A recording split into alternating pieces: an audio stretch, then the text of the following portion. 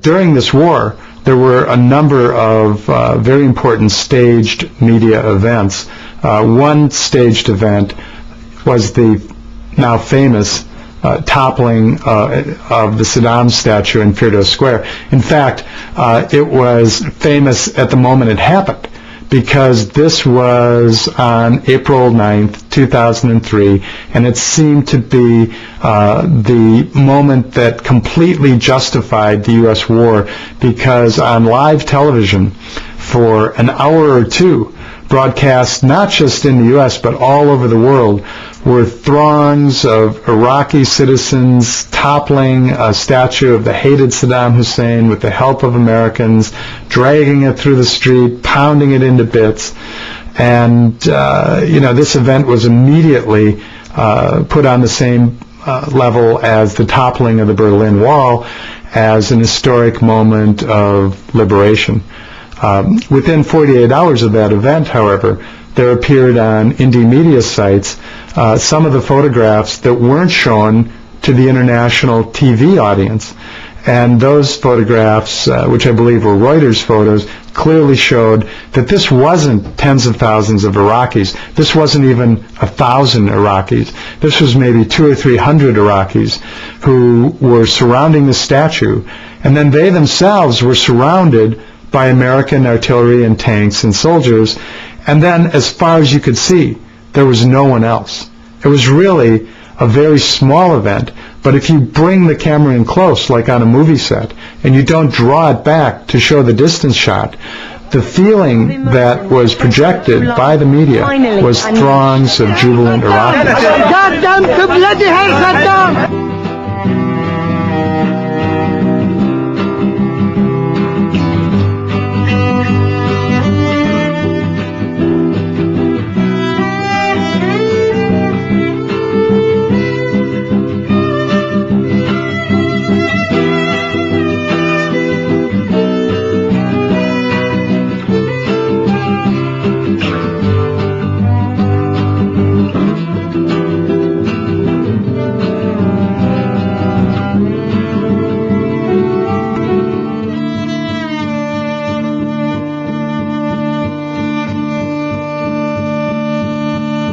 Propaganda is an approach to communication that consists of attempts to indoctrinate a mass audience to hold views that somehow benefit the sponsor of the message, whether that be a commercial advertiser or a government. Recognizing propaganda is the key to resisting propaganda. All propaganda strives to be invisible. In a democracy, diversity of viewpoints and the rights of different people to hold opposing views and express those views is considered very precious and important. But from the point of view of a propagandist, diversity of views and critical thinking and independent thinking is seen as an obstacle.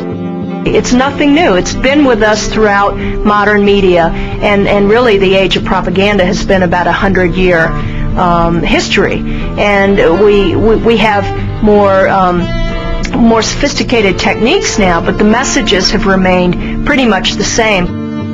Propaganda is an attempt to obfuscate the truth.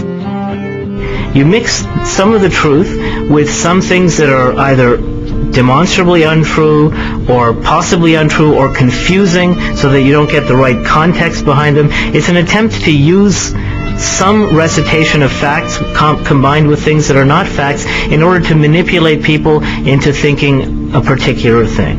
And it's something that the U.S. government excels at, especially during wartime.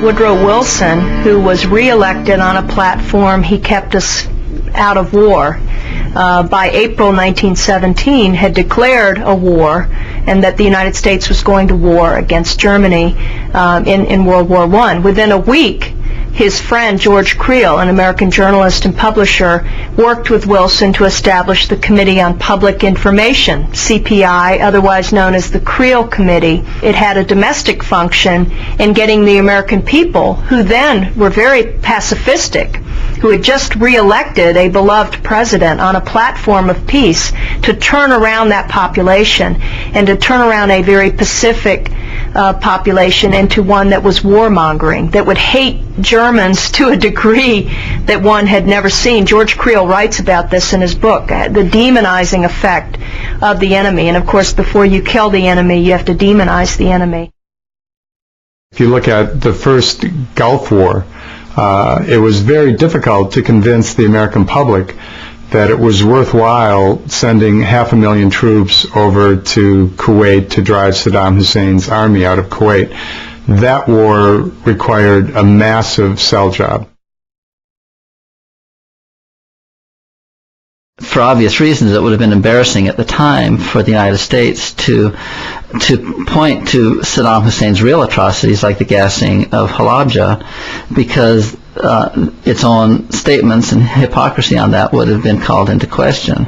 So what they did instead was they developed other atrocity stories related to the occupation of Kuwait, and they were not shy about inventing stories where necessary. Coming up with a means to demonize him took the help of the Hill & Knowlton public relations firm. Have incubators and left the children to die on a cold floor.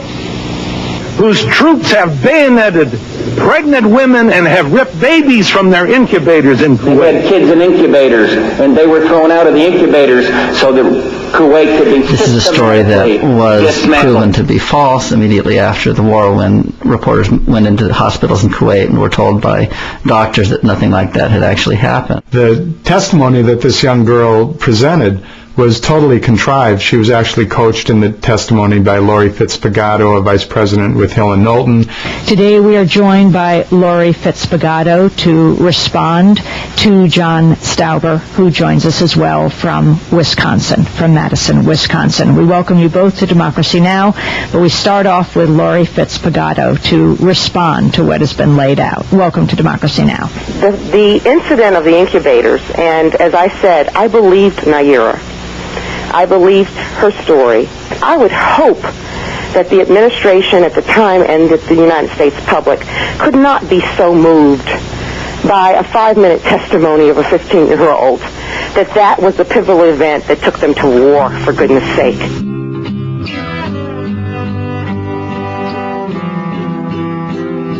If you're selling anything, it's best to have an independent third party doing the selling for you. Typically, public relations campaigns will rely on journalists to be that independent third party. George Creel very quickly not only worked with the nascent film industry, Hollywood film industry, he worked with D.W. Griffith, The Birth of the Nation. He also garnered up volunteers at home, which he referred to as the 4-Minute Men. And they were 70,000 in number. These were volunteers who flooded neighborhoods and communities and went out to the local movie house where the masses were. And they would give a 4-minute patriotic speech about the importance of supporting the war cause. The mother who bore him, lost to the flag that protects him, lost to the nation that calls him, lost to the world that needs him. His day of birth is henceforth a day of dishonor. He can never name it without a lie. His time has come and he has denied it. He is a man without a country, an outcast. Are you going to stand by and suffer defeat? Are you going to look timidly at long processions of conquering troops tramping down our streets? For either we shall walk down the Kaiser's streets, or his soldiers will goose-step along Pennsylvania Avenue and sign the Treaty of Peace under the dome of our Capitol in Washington. Shall the Kaiser enslave us from the same room where Lincoln signed the Emancipation Proclamation?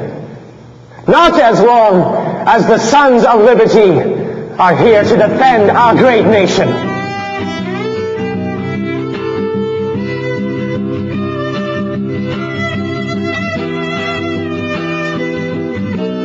Branding is an advertising term, and branding, of course, is a cowboy term. When cowboys brand a steer, they wrestle it to the ground. They take a red-hot iron that has, say, the initials of the ranch, and they stamp that and burn it right into the hide of the animal, so that forevermore that animal is branded as owned by that ranch. Well, advertisers do something similar with the minds of the public and their target audience. And George Creel then later wrote about all of the techniques used in his book, How We Advertised America, because to him it was not so much just about the war effort, it was about the messianic message of American democracy, and that he really wanted to spread the word about America and how we really were a country almost like living up on a hill that has a better message for the world. And even if we use violence and even if we use war to get across that message, that's better than the alternative, which is to use war for a totalitarian purpose. But Creel really just flooded the existing media market of the day with propaganda messages, and they were often very simple. They were not explained, they were sloganistic, they were repeated over and over again, linking freedom, democracy, liberty to the war effort. The person who tried to brand America for Muslim and Arab nations in the aftermath of September 11 was a woman named Charlotte Beers, who's an advertising executive, and that's what she specialized in, was branding. Here's the way we see to open doors. You have to have a relevant issue. Anyone in marketing knows they won't listen unless you're talking in their terms. It has to be someone I can relate to. Let's try to make it as believable in the world of great cynicism. How can we get something very authentic in the way of a third party? And we went to the Council on American Muslims to co-sponsor, co-partner this with us. The best time would be Ramadan because it's a time of great television and reading and thoughtfulness, and we have a message about it. And finally, we must talk to the mainstream. We really have to get beyond the rather stratified conversation we have with elites and government people, though that's our first order of communication, and get to the people who have been told every day their definition of who we are. In order to get to these people, we only have one choice in the world of the Middle East and Southeast. We have to buy the media ourselves. And that's a problem because anything that causes paid media is suggested to be, is more likely to be propaganda. But we have a means here of reaching millions of people, not 200 in a conference who have been willing to come to, say, the embassy. Here is what we call a collage, a summary of advertising messages. I used the A word. I shouldn't have done that.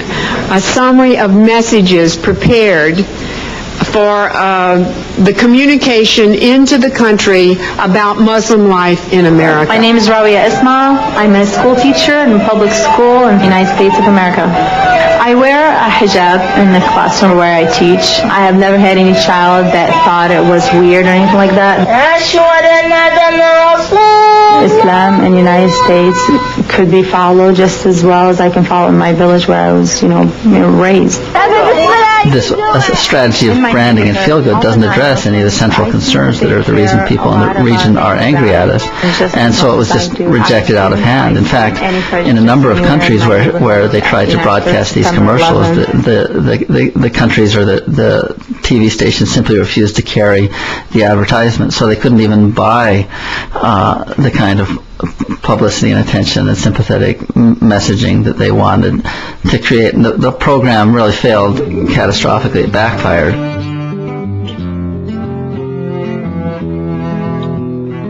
Staying on message is a very common piece of advice that public relations firms and counselors give to their clients. And they put a lot of effort into this to the point of rehearsing answers to questions and scripting answers and memorizing it and having their clients drill it into themselves so that, for example, a common piece of advice that they give people when being interviewed is whatever the question is, find a way to turn it around into your memorized answer and then just give your memorized answer. That way the interviewer can't throw you off guard and get you to improvise.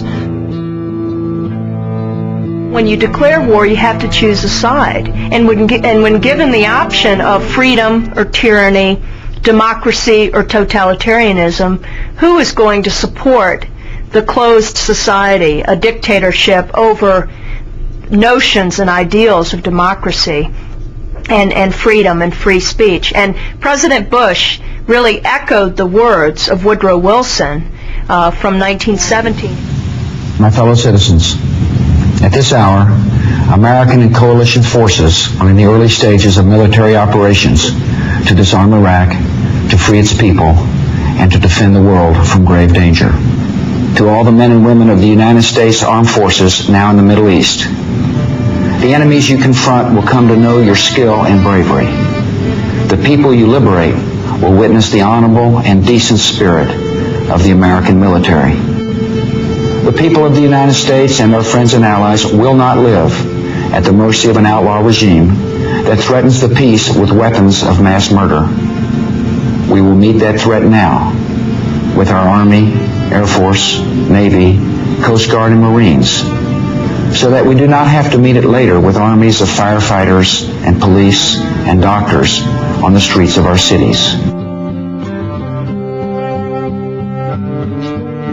The big lie is a propaganda tactic that's attributed to Hitler and the Third Reich and Joseph Goebbels, and it's a very simple tactic. It is basically this, that if those in authority, those who are trusted and looked to by the public, repeat a falsehood as if it were true over and over and over, and that assertion goes unchallenged, then it becomes believed.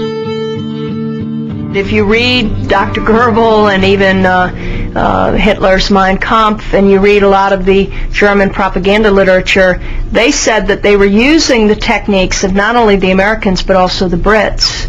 So there was this Anglo-American propaganda machine that the Germans were really crediting for allowing them to really muscle through their National Socialism program.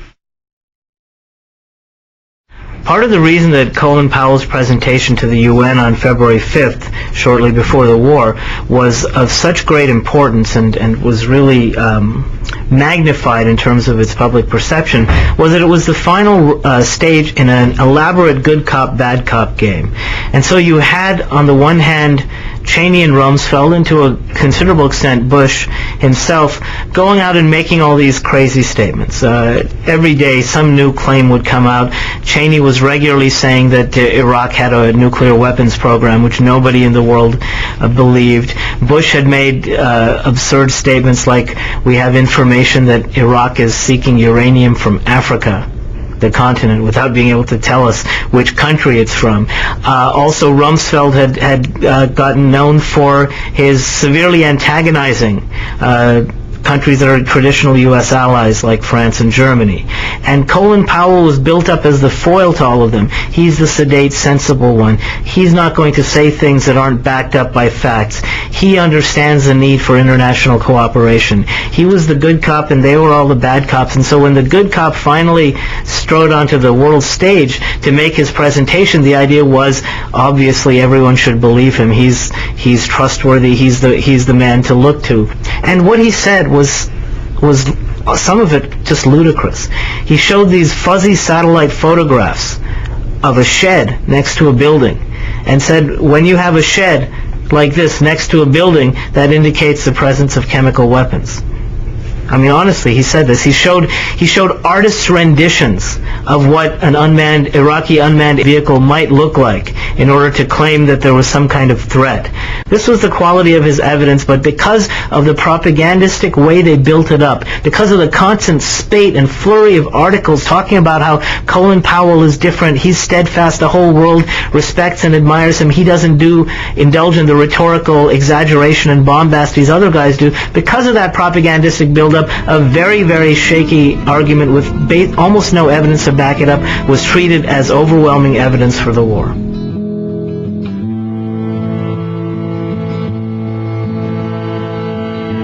Doublethink is a term that was coined by George Orwell, and he never actually used the term doublespeak himself, but it's a very similar term. Orwell wrote a very influential essay called Politics in the English Language, in which he talked about the use of language to distance people from the reality of what they're doing. Because the Nazis so demonized the concept of propaganda after the war, World War II, the United States came up with some euphemisms for propaganda, notably public diplomacy, public information. You had the founding of the U.S. Information Agency in 1953 under Eisenhower, and so by then it sort of became prettified as a rule, it was associated with informing, influencing overseas audiences, and the overt and covert propaganda was left in the Pentagon and the National Security Agency and the CIA, which came into being at about the same time as well. But of course, keep in mind that the American people, the public to this day, is not aware of all of the propaganda operations because they are designed for an overseas audience, not for a domestic audience. In the current context of the war in Iraq, a number of phrases were coined that had the effect of molding the way people thought about the war. The first term, of course, was that phrase in Bush's State of the Union speech, axis of evil. Well, the term axis of evil, first of all, evokes the Axis powers during the Second World War, and secondly, it implies that the countries to which Bush was referring, which were North Korea, Iraq, and Iran, were in some way cooperating and collaborating in a way that made them more dangerous. Weapons of mass destruction is itself a form of doublespeak. It's not entirely clear what that refers to. In the case of Iraq, it took on the meaning of alleged biological, chemical, and nuclear weapons, but there are many weapons that can do quite massive destruction that are not chemical, biological, or nuclear. One of the interesting things about the way that phrase got used during the war, for example, is that in the Arab press there were reporters who actually used the term weapons of mass destruction in reference to the U.S. use of cluster bombs in Iraq. A lot of the techniques of propaganda emerged out of warfare. The ideas of wartime communications heavily influence the way they do things. They think of people with different points of view as the enemy, and you see this expressed quite frequently when, for example, war propaganda, when pacifists or other opponents of war are attacked as fifth columnists or traitors. That's one way that their views are marginalized. Another way to marginalize opposing points of view is to simply keep them from being broadcast. Presidents have done that throughout the ages, in which they declare a war so that you can immediately stifle dissent. You can get everybody on board. You can create a bandwagon effect. And then anyone who speaks against the war can be quickly labeled as un-American, unpatriotic, against the cause of freedom and democracy.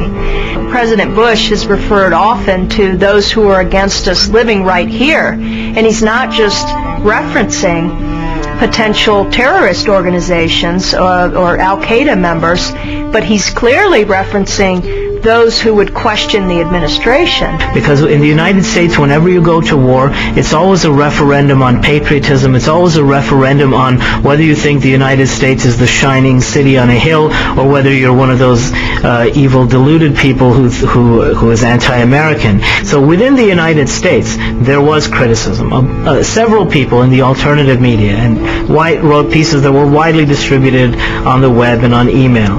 Not one of them made it into a newspaper. I know I tried myself, and I'm sure other people did as well.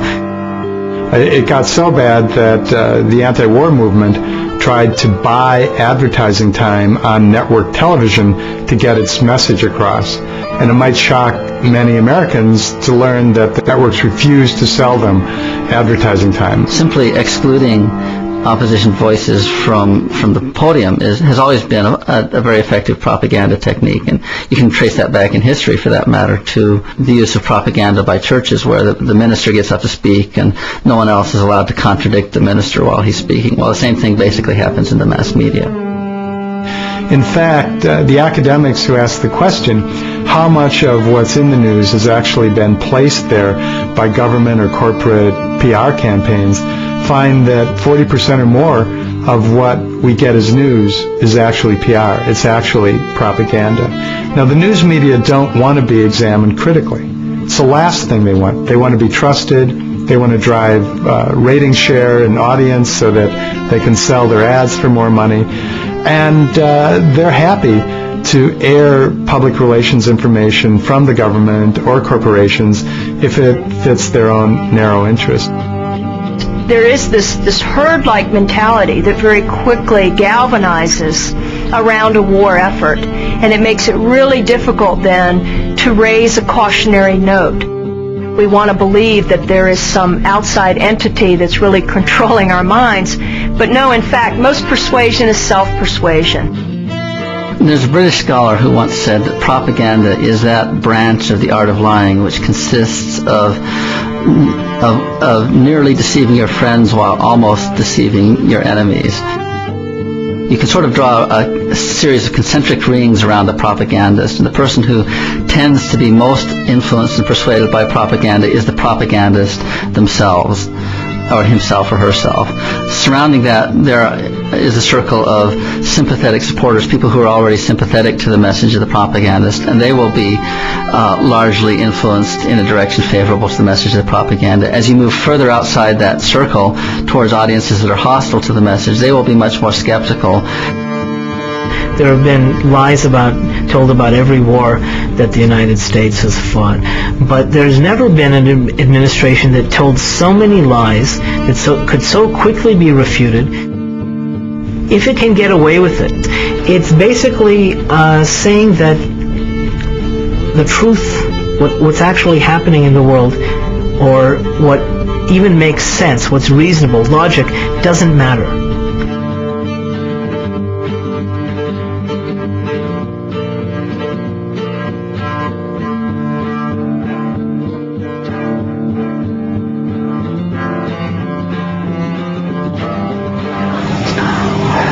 Mary Skinner. I am a social studies teacher at DC Rivers High School in Schofield, Wisconsin, and I have been teaching U.S. history for 30 years. We've been doing this activity in propaganda probably for about half of that time. Good. The lesson for the day is propaganda. I use it in regards to World War I, but I also want the students to see that propaganda is used during every war, including the one with Iraq. Lesson in the propaganda thing? They definitely see it every day. They turn on their TV, listen to the radio, drive by a billboard, look in a magazine. So they need to be aware of the kinds of tools and the objectives that this kind of information has on them. Good morning. We're going to talk about propaganda today. Who can brainstorm and come up with some kind of a definition for me? When I say the word propaganda, what comes to your mind? And who primarily, when we hear the word propaganda, where do we think propaganda usually comes from? Yes? Government, particularly. And when does government like to use propaganda a lot? During war, definitely. Propaganda, very much like the definitions you gave me, is the spreading of ideas or beliefs to further a particular cause or to damage an opposing cause. Definitely is a tool used by government when we talk about war, but as Chris brought up, is it the same kind of method that advertisers use to get you to buy their product? Okay. And Ben is shaking his head yes. Flip it over on the other side and let's talk about some of these objectives or purposes, and also what are the tools that are used. Eliminating dissent, we want one mind. We want us to all act, feel, and play our role during this particular war. Demonization, making the other person look what? Bad. Okay? Emotional appeal, name-calling, patriotic, motherhood, apple pie, the American flag, red, white, and blue, yah. Patriotic kinds of things. Half-truths or lies. The picture is there, it represents. Is it actually the situation? Probably not. It's a half-truth. But it leaves you with that feeling that indeed you want to support the war. Catchy slogans, visual images, and sometimes they will use humor and caricatures, and you're going to see one of those also as you travel around the room. Now, I have 5 posters from World War I. What I would like for you to do is to count off by 5. I'm going to give you a little worksheet, and then I want you to travel the course of the room and analyze some of these propaganda posters. The Statue of Liberty. Oh yeah, the head's right there. What's the symbol on this picture? The Statue of Liberty. And what's the threat? Enemy planes. Okay, I always look at this one as kind of the predictor of...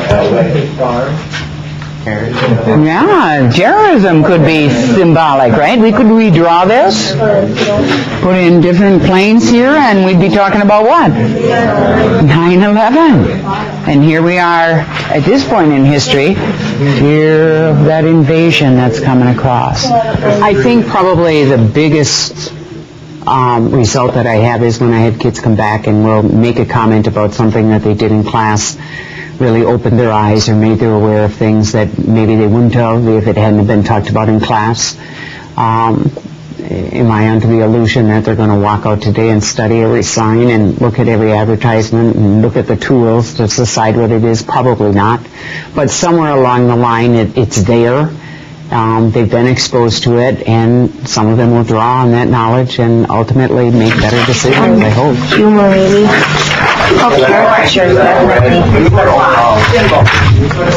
Maybe like catchy slogans, maybe. Seed of victory. I don't know if I look at them differently necessarily, but I will notice it and go, hey, I probably wouldn't have seen that before, so yeah, maybe differently, but... Will make you a little more skeptical? Skeptical, yeah. Okay. Maybe wonder if it's really the truth. I think they're using a lot of different stuff. I mean, they didn't have billboards back then. We have billboards. You see it when you're driving down the road. You see it when you turn on your radio, when you turn on your TV, when you're walking to your next class. That's where it is there. They're doing on a negative thing, and that's what that focus is there. And of course we know they're bad because what are they doing? Killing women and children, not good. Alright, we have the American businessman with a newspaper headline, the Huns killed women and children, and patriotic support because, it says tell that to the Marines and everything, so they're trying to get them motivated to go after them and stuff. And what kind of a poster would this be used as? Trying to what, people? To tell people to join the Marines. Good, a recruitment poster, definitely. Yes. Okay? Give up your three-piece suit, get a uniform. Yes. And then it has a catchy slogan, tell that to the Marines. Some name calling with the Huns kill women and children. And we have emotional appeal because you're supposed to be angry that they killed people, and then patriotic appeal too because they're stating the Marines, and yeah. Guy looks really angry. He's angry about that headline. I'll take the overhead from you. I truly don't think they look at it sometime as propaganda. I think they see so much of it that they think it's life. Whether it be through video games, television, the movies they go to on the weekends. Okay. Thank you. Black. What is there another color in there that you just... Red, yes. And red usually is a symbol for two things. Blood. And? The devil. Good. All right, question. Yeah. What does Overall. overall? Over everything. Yes. And so... What is he over? A bunch of skulls, right? And they represent the dead of the war. I suppose those are all soldier skulls? Or it could be innocent people besides. Symbolism of the color. He's evil. He's evil, kind of like the devil. Yeah. If we were to replace him and we use the same poster, who could we replace him with today? Osama bin Laden. There could be our 9/11 attack. Anybody else? Bin Laden. So does overall mean he's evil to everybody? Yeah. That he's superior to everything. And indeed, that's his position. How about in World War II, who do you think would sit here? Adolf Hitler. Very good. Very good. How about in the first Gulf War? Who took Kuwait? Saddam Hussein. Right, so you kind of can use the same principle for every war. You just replace the guy, as Casey says, the bad guy. I think the one with the German, I think that was it kind of like just took a lot of the negatives. It didn't show some of the positives of the Germans. This represents like Germans being evil. The guy sitting on all the skulls is a German, and he's kind of like the devil. And Uber Alice means overall. That's pretty much it. It has demonization. Very good. I kind of have family over in Germany. I know they're not all like that. I got one more poster I want you to look at.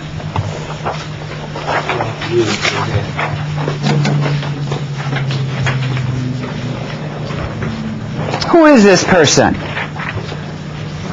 Osama bin Laden. Well, let me ask you this. What is the poster trying to convince us to do? Invade Iraq. Now, when I say, as somebody said, Osama bin Laden in Iraq, is there a connection? No. When I say Iraq, who do I think of? Saddam Hussein. When I say Osama bin Laden, who do I think of? Afghanistan, Al-Qaeda, 9/11, the New York Towers, okay? So why is he advertising to you to invade Iraq? Yeah. Kind of like saying, back off of me and go bug them, not me. Exactly. What he's trying to do is to switch the focus of the United States military away from him, chasing him around the mountains of Afghanistan, that like we saw for a while, and then all of a sudden the target now becomes, and is switched, and becomes Saddam Hussein in Iraq. Okay. Propaganda, a way for the government to get you to feel, act, and think about a particular subject, and in this case, it's about war. You think there's such a thing as a good war? Yes, because like the war in Iraq, if we went to Clinton and got them, they could have attacked us again. And so I think if there's a good reason, then it's a good war. It is not a good war, and I think if it's for the wrong cause, then I think people should just not probably sign up. Government will probably try to make them, but I think if it's a bad war for a bad cause, then I know that people shouldn't. Do you think people can tell the difference? I think if you really read it, you can, but then again, I think some people just look at it and be like, oh, okay. I think if they read into it and listen to both sides, then they can pick their own opinion. What if they get most of their information from these kinds of propaganda messages? Do you think they'd have a good idea of what's going on? No. I think if a lot of people saw what war was actually really like and went through some of the hardships that people have gone through, I think they realize that it's not what it's cracked up to be, or they probably wouldn't do it.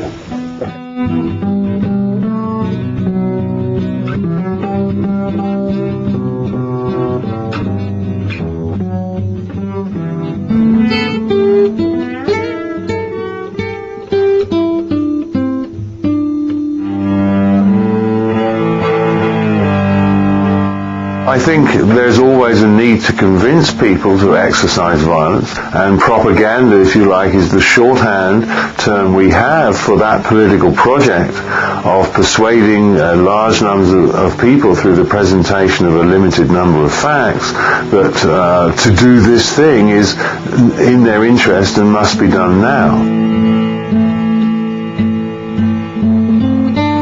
People are more or less reluctant to fight. That is, unless one has a particular personal engagement with an enemy, you don't even know who it is you might be fighting.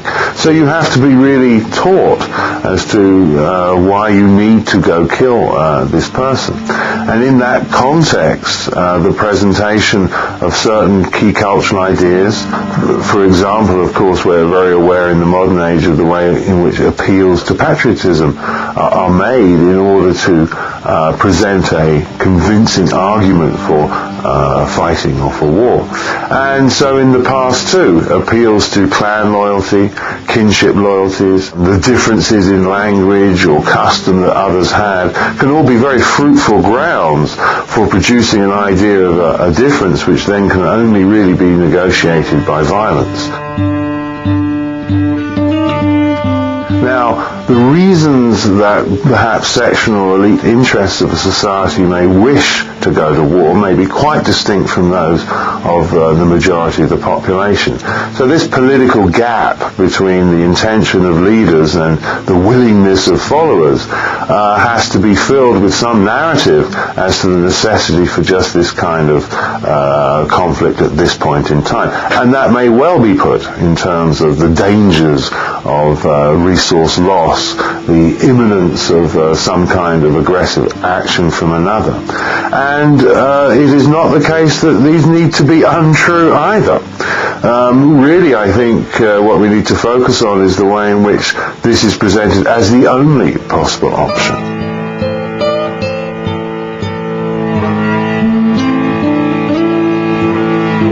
So I think that the production of warfare is startlingly consistent through time. It requires always this political consensus, this appeal to wider cultural values, and through that, hopefully from the point of view of leaders, the motivations to get people to do things which I strongly suspect otherwise they'd be very reluctant to do.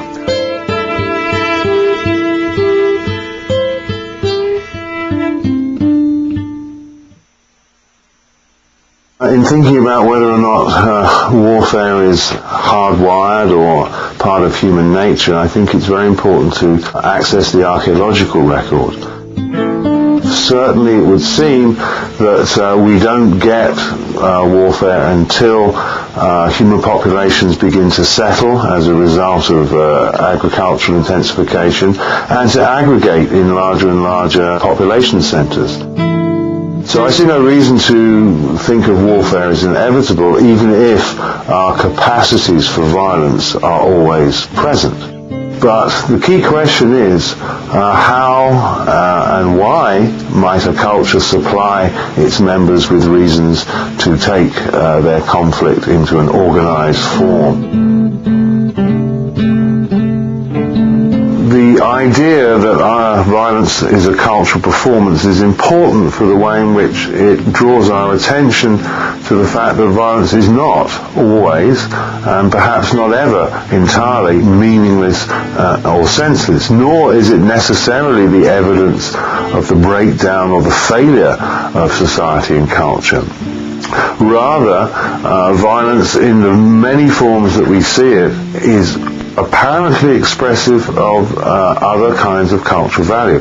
In other words, the forms that violence takes, why some people might choose, as in recently in Rwanda, to execute people through chopping them to death, why in somewhere like Northern Ireland people are kneecapped. These are not simply the feverish products of psychopathic brains, but refer to wider histories and cultures of the region. A very useful example of this comes from North American Plains warfare, where the very bravest of warriors would ride into battle not with a tomahawk or a gun, but with a coup stick, which is an affair shaped rather like a shepherd's crook. And these bravest and most respected of warriors would ride, and they would simply touch an opposing enemy with the coup, and that would count as a kill. In other words, it isn't the destruction of bodies that is necessarily the purpose either of warfare in this context. The notion of victory as a total annihilation seems to stem rather more from a Western tradition of warfare.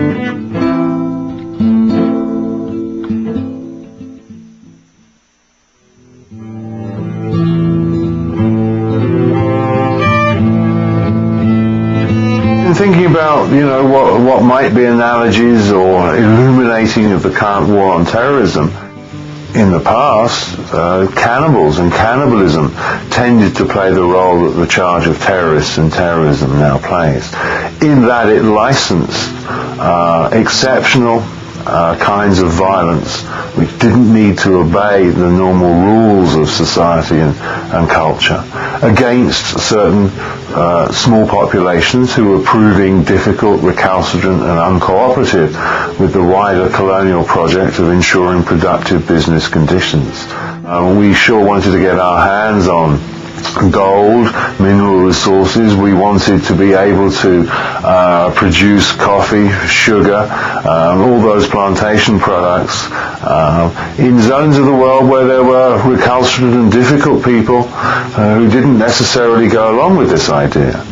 And we started calling them cannibals. Well, we called them cannibals pretty much as soon as we got there. And I'm not saying that the native cultures did not have a deep interest in the human body as a site of important ritual value, and that the manipulation of body parts in ritual terms was part of behavior in warfare.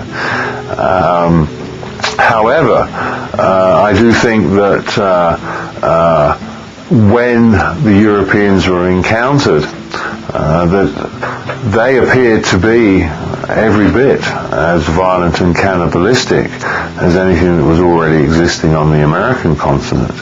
It was, after all, the Europeans who went to war carrying before them, as it were, ideologically, the vision of a tortured man nailed to a cross.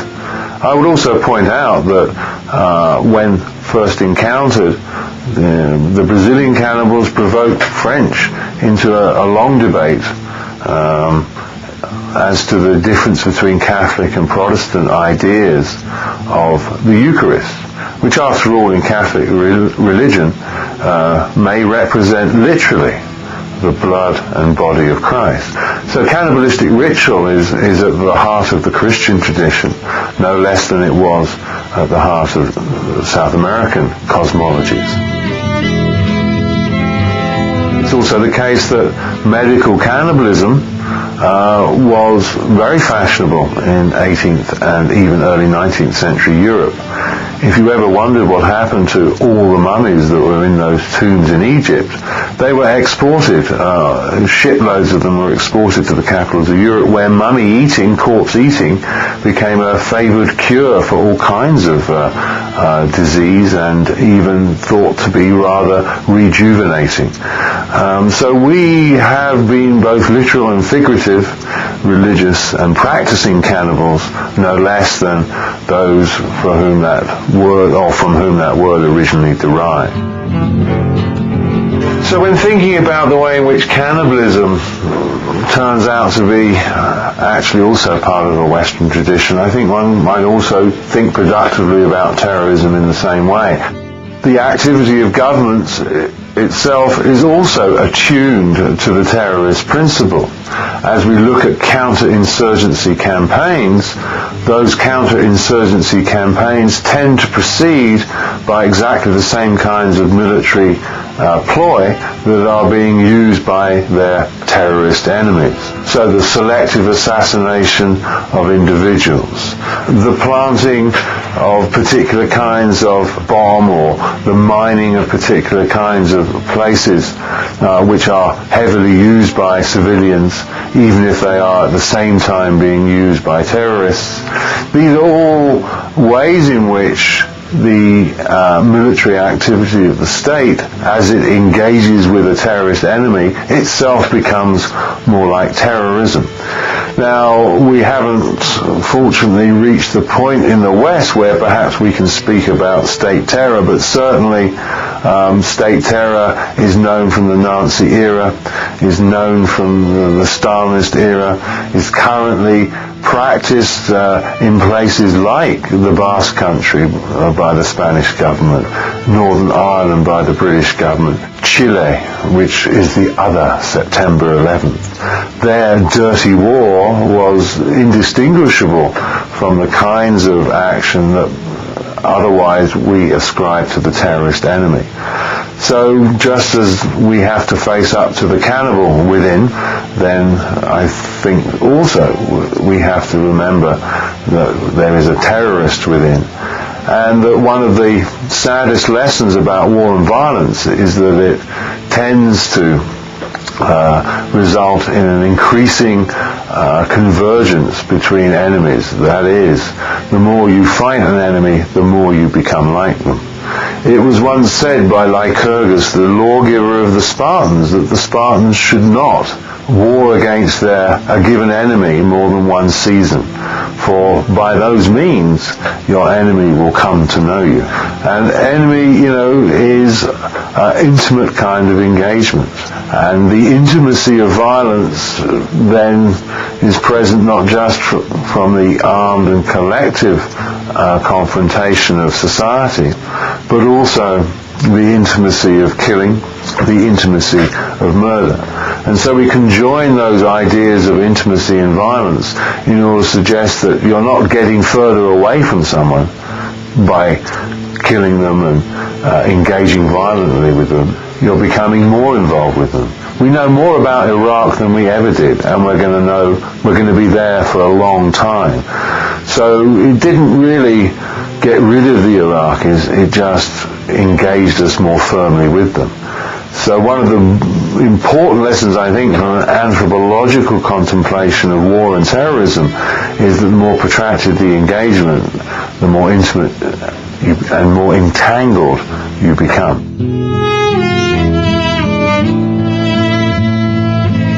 People are naturally reluctant to go to war, and they have to believe in something that is a collective much greater than their individual selves. So you give them this collective, these notions, these sort of godlike terms of freedom and democracy that we all nod our heads in support of, but we're not quite sure definitionally what they mean or how they're practiced.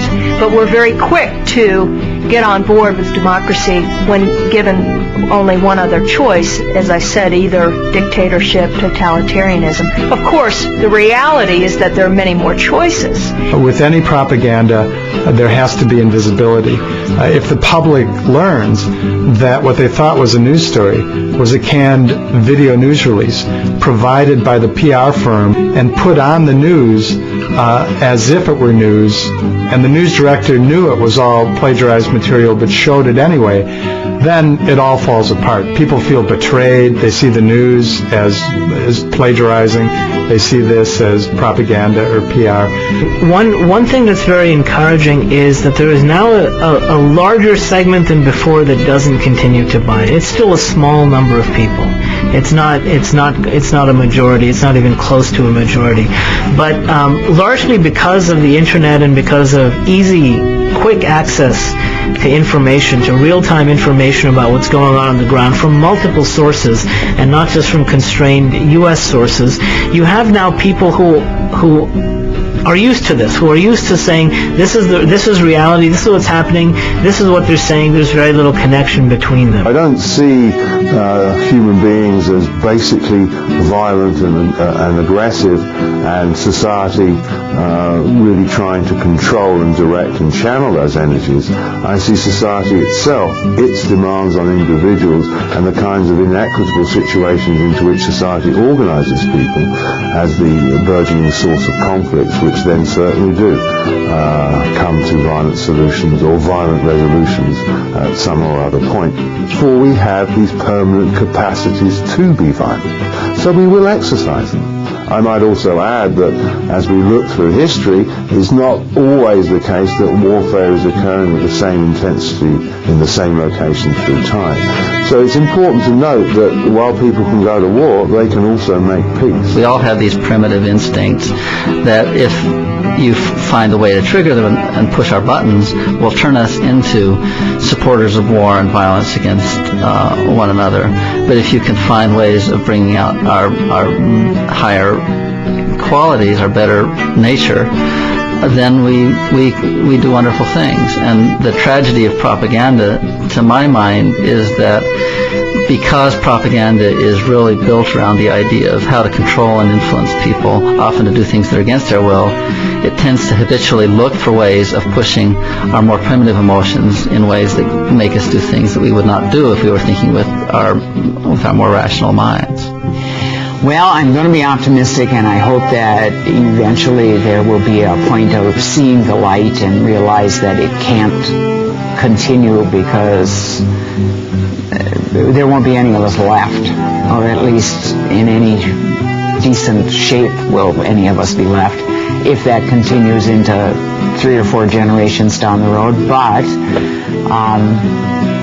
it's going to take some work in order for us to turn the corner so that they understand that, yes, we're seeing this on TV, but that really is not what life's about.